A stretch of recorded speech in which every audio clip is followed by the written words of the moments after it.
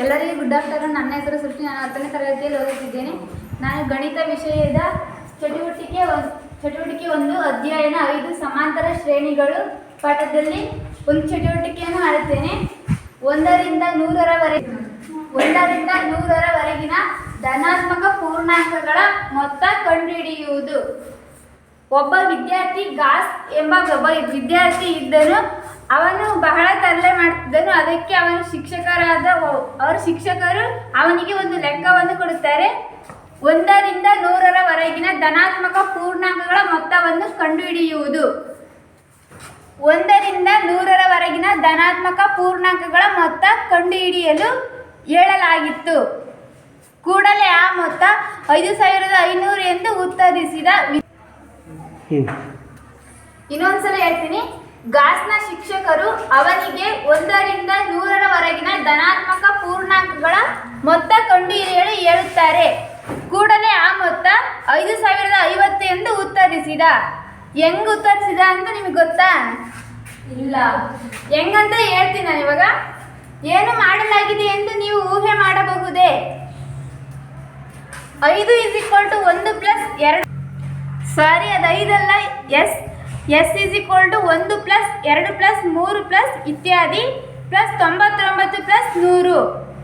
S = 100 + 99 + 98 + ಇತ್ಯಾದಿ + 3 + 2 + 1.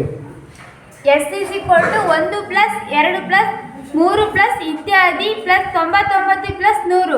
ಇದನ್ನು ಉಲ್ಟಾ ಬರ್ಕೊಂಡಾಗ S = 100 + 99 + 98 + ಇತ್ಯಾದಿ + 3 + 2 + 1.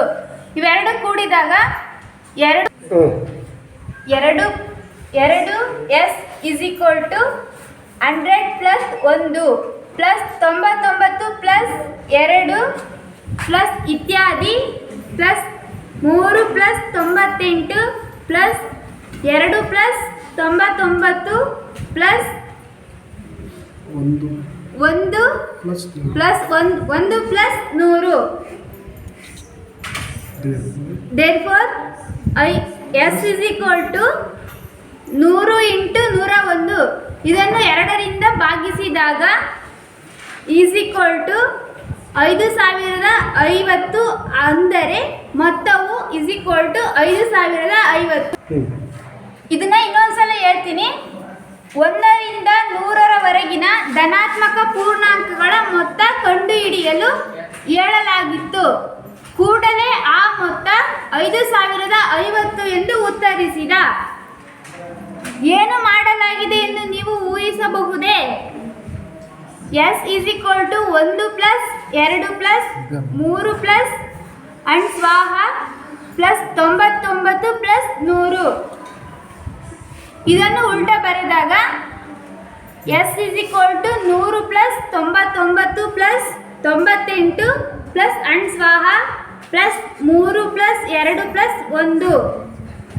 ಇವೆರಡನ್ನು ಕೂಡಿದಾಗ 25. 2 S = 100 + 1 + 99 + 2 + ಇತ್ಯಾದಿ + 3 + 98 + 2 + 99 + 1 + 100. Therefore, S = 100 × 101. ಇದನ್ನು 2 ರಿಂದ ಭಾಗಿಸಿದಾಗ = 5050. ಅಂದರೆ ಮೊತ್ತವು 5050. ನಾವು ಅದೇ ತಂತ್ರವನ್ನು ಇಲ್ಲಿ ಉಪಯೋಗಿಸಿ ಸಮಾಂತರ ಶ್ರೇಣಿಯ ಮೊದಲ n ಪದಗಳ ಮೊತ್ತ ಕಂಡುಹಿಡಿಯೋಣ. ಇನ್ನೊಂದ್ಸಲ ಹೇಳ್ತೀನಿ. ನಾವು ಅದೇ ತಂತ್ರವನ್ನು ಇಲ್ಲಿ ಉಪಯೋಗಿಸಿ ಸಮಾಂತರ ಶ್ರೇಣಿಯ ಮೊದಲ n ಪದಗಳ ಮೊತ್ತ ಕಂಡುಹಿಡಿಯೋಣ. ಇದರ ಸೂತ್ರ ಏನೆಂದರೆ A × A+. ಸಮಾಂತರ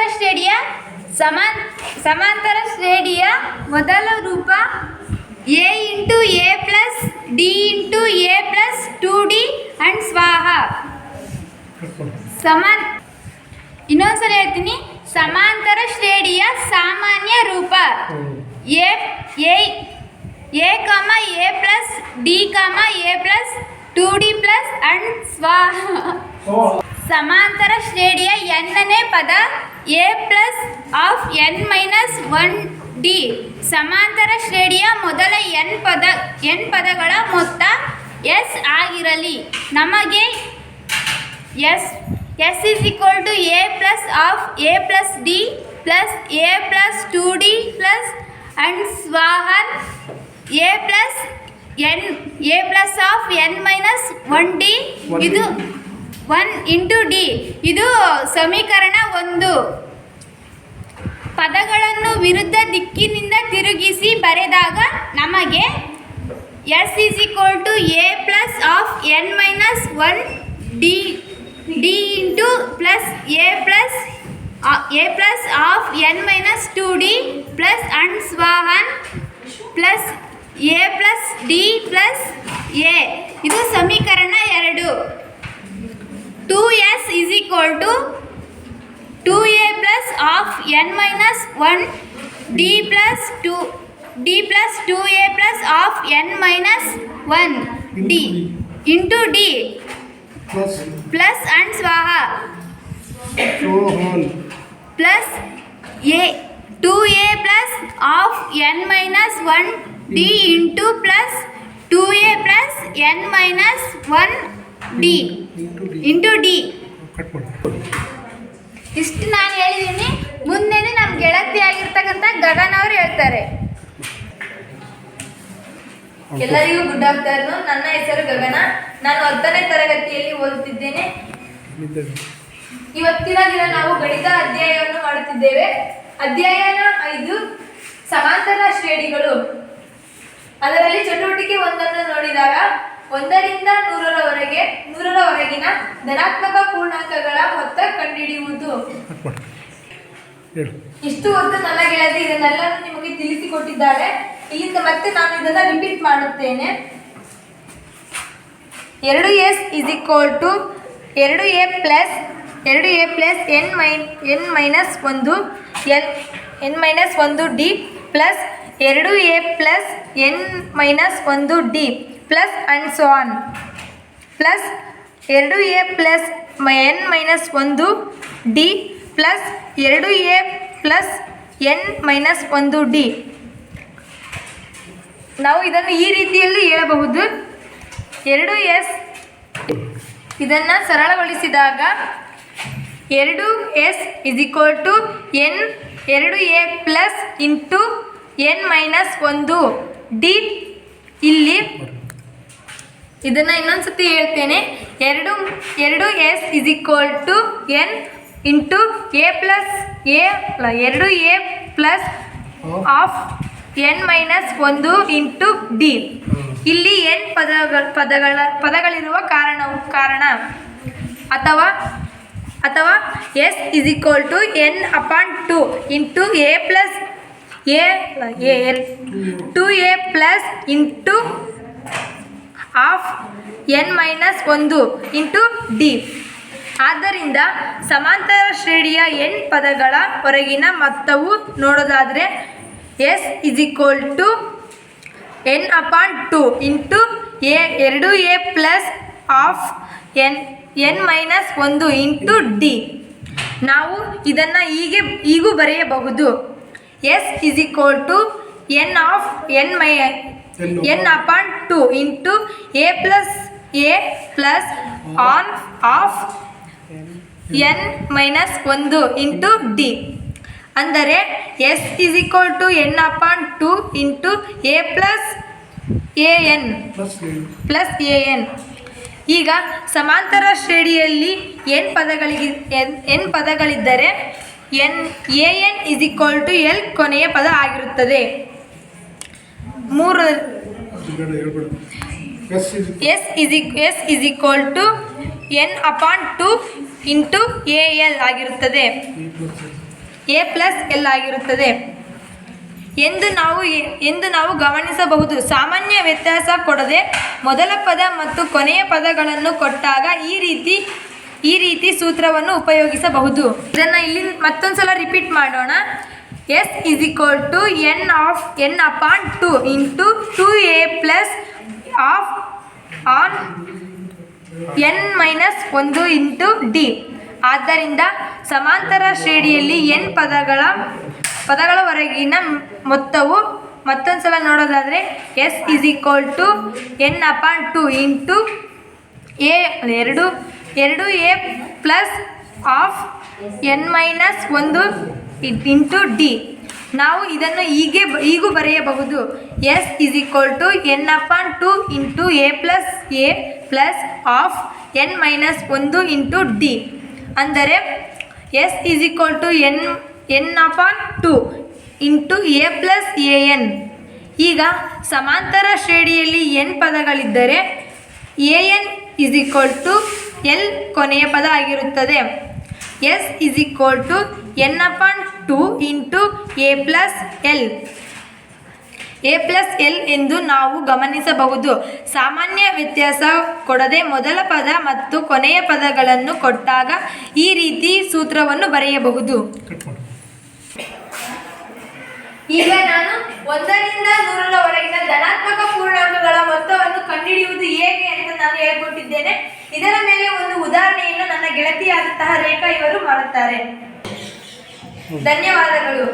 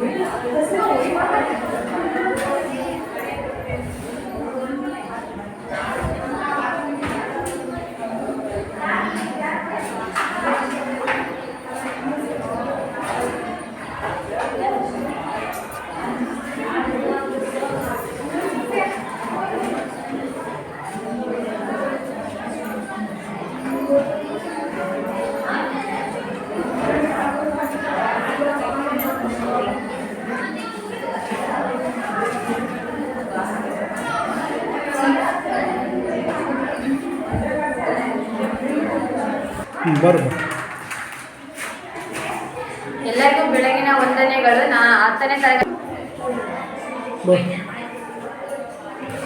ಎಲ್ಲರಿಗೂ ಗುಡ್ ಆಫ್ಟರ್ನೂನ್. ನಾನು 10ನೇ ತರಗತಿಯಲ್ಲಿ ಓದುತ್ತಿದ್ದೇನೆ. ನನ್ನ ಹೆಸರು ರೇಖಾ. ನಾನು ಈಗ ಗಣಿತ ಸಂಬಂಧಪಟ್ಟಂಗೆ ಅಧ್ಯಾಯ 5 ಸಮಾಂತರ ಶ್ರೇಣಿಗಳ ಬಗ್ಗೆ ನಾನು ಹೇಳ್ತೀನಿ. ಈಗ ಫಸ್ಟು ನನ್ನ ಗೆಳತಿಯಾದಂತಹ ಅವರೆಲ್ಲರೂ ಹೇಳೋದ್ರು. ನಾನು ಇನ್ನೊಂದ್ಸರಿ ಅದನ್ನ ಹೇಳ್ಬಿಟ್ಟು ಉದಾಹರಣೆಯನ್ನು ಬಿಡಿಸ್ತೀನಿ. 1ರಿಂದ 100ರವರೆಗಿನ ಧನಾತ್ಮಕ ಪೂರ್ಣಾಂಕಗಳ ಮೊತ್ತ ಕಂಡುಹಿಡಿಯುವುದು.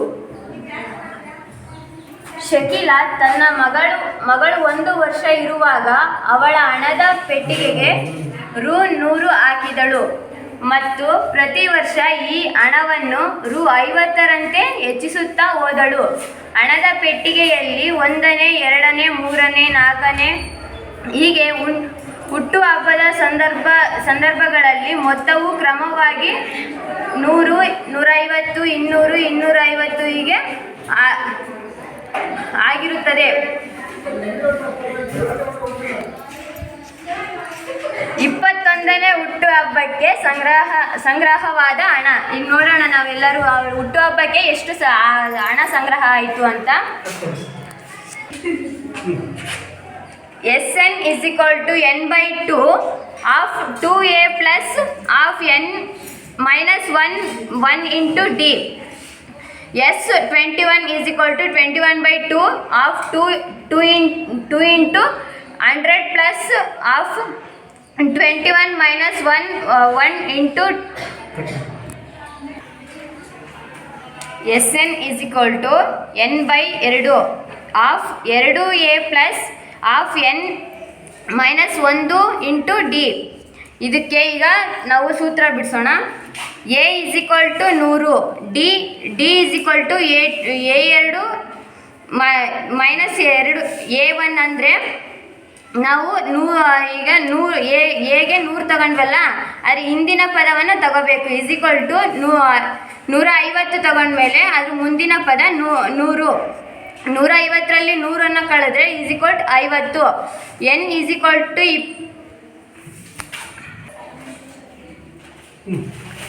AN = 21 ಶಕೀಲರ ಹುಟ್ಟು ಹಬ್ಬಕ್ಕೆ 21ನೇ ವರ್ಷ. ಹಾಗೆ ನಾವೀಗ ಕಂಡುಹಿಡಿಬೇಕಾಗಿರೋದು ಏನಂದರೆ SN = ಅಂದರೆ S 21 ಈಗ ಹುಟ್ಟಿದ್ದು 21 ವರ್ಷದನ್ನ ಕಂಡುಹಿಡಿಬೇಕು ನಾವೀಗ. ಈ ಕಡೆ ನೋಡೋಣ.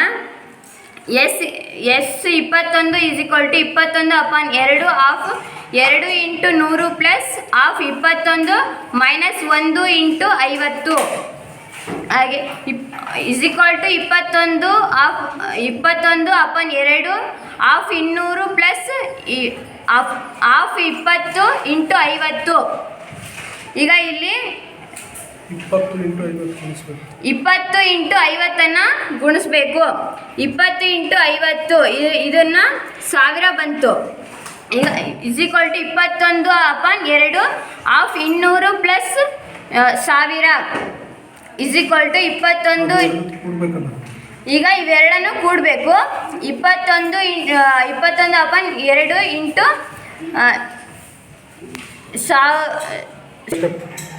ಈಗ 200 ಪ್ಲಸ್ 1000ನ ಕೂಡಿದರೆ ನಮಗೆ 1200 ಆಗುತ್ತೆ. ಹಾಗೆ =21 × 600 ಇದೆ. 2ರಿಂದ ಗುಣಿಸಿದರೆ 2ರಿಂದ 1200 ಗುಣಿಸಿದರೆ ನಮಗೆ 600 ಬರುತ್ತೆ. ಹಾಗೆ 21 × 600 ಇದನ್ನು ಇದನ್ನು ಮಾಡಿದರೆ 12600 ಬರುತ್ತೆ. 12600 ಆಗುತ್ತೆ.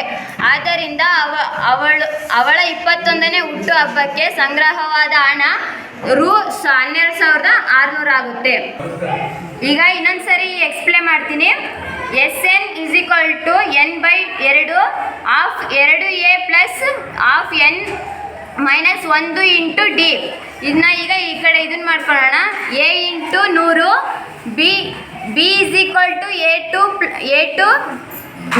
- a1. ಇದನ್ನು ಈಗ ಎರಡನೇ ಪದ ಅಂತ ಅಂದರೆ =150. ಇದನ್ನು ಮುಂದಿನ 150ನ ಮುಂದಿನ ಪದವಂತಾಗಬೇಕು. 150ರಲ್ಲಿ 100ನ್ನು ನಾವು ಕಳೆದಾಗ ನಮಗೆ 50 ಬರುತ್ತೆ. ಹಾಗಾಗಿ ಮತ್ತೆ ಅವಳ ಹುಟ್ಟು ಹಬ್ಬಕ್ಕೆ ಸಂಗ್ರಹವಾದ ಹಣ 21 ವರ್ಷ. ನಾವು ಈಗ ಹುಟ್ಟು ಹಬ್ಬಕ್ಕೆ ಸಂಗ್ರಹವಾದ ಹಣವನ್ನು ಕಂಡುಹಿಡಿಬೇಕು ನಾವು. S 21 n 21/2 of 2 × 100 plus of 21 minus 1 × 50 =21/2 of 200 plus of 20 × 50. ಇದನ್ನು ನಾವು ಈಗ ಗುಣಿಸೋಣ. 20 × 50 ಆದರೆ 1000 ಬರುತ್ತೆ. ಅದಕ್ಕೆ =21/2 ಆಫ್ ಇದು 200 ಆಯ್ತಲ್ಲ, ಅದನ್ನ ಹೀಗೆ ಬರ್ಕೋಬೇಕು. ಆಮೇಲೆ ಪ್ಲಸ್ ಹಾಕ್ಕೊಂಡು ಇದನ್ನ 2 ಗುಣಿಸಿದಾಗ 1000 ಬಂತಲ್ಲ, ಅದು 1000 ಬರ್ಕೊಂಡು =21/2 × 1200. ಈಗ 2ರಿಂದ 1200 ನಾವು ಗುಣಿಸ್ಬೇಕು, ಭಾಗಿಸ್ಬೇಕು. 2 12 2 6 12 6 ಇಲ್ಲಿ ಬರ್ಕೊಂಡ್ಮೇಲೆ ಈಗ 0 ಉಳಿತಲ್ಲ, ಹಂಗಾಗಿ 2 0ನ ಇಲ್ಲಿ ಬರ್ಕೊಂಡಿದ್ವಿ. =21 ×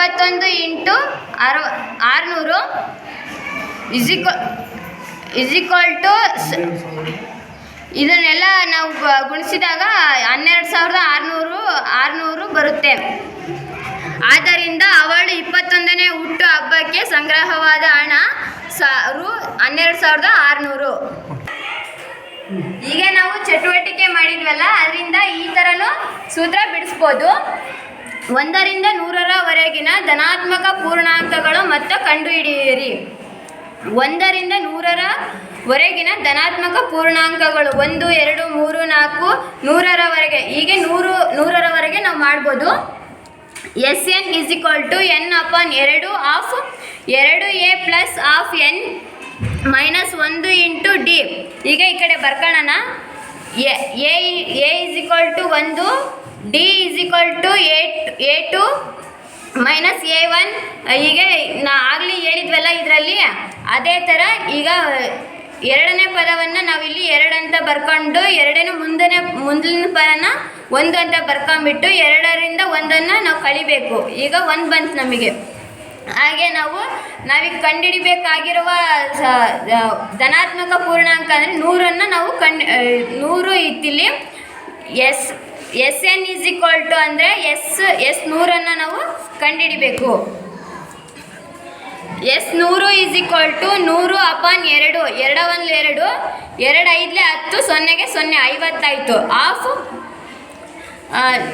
2 into 1 plus of 100 minus 1 into 1 ನಾವಿಲ್ಲಿ ಹೇಳಿದ್ವಲ್ಲ ಹಾಗೇನೆ is equal to 50 of 2 plus of 99 into 1 2 1 2 100ರಲ್ಲಿ 1 ಹೋದರೆ 99 into 1 is equal to 50 of 2 plus 99 is equal to 50 into ಈಗ 101 ಇದನ್ನು ಈಗ ಗುಣಿಸೋಣ.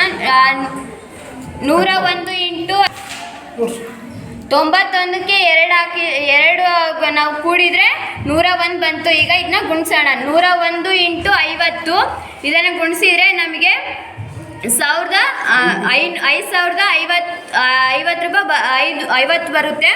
S100 is equal to 550. ಈಗ S100 ಈಸ್ ಈಕ್ವಲ್ ಟು 5,050. ಈಗ 1ರಿಂದ 100ರವರೆಗೆ ಧನಾತ್ಮಕ ಪೂರ್ಣಾಂಕ ಎಷ್ಟು ಬಂತು ಅಂದರೆ 5,050 ಬಂತು. ಇಷ್ಟು ಈ ಚಟುವಟಿಕೆ ಮಾಡಿದ್ದಕ್ಕೆ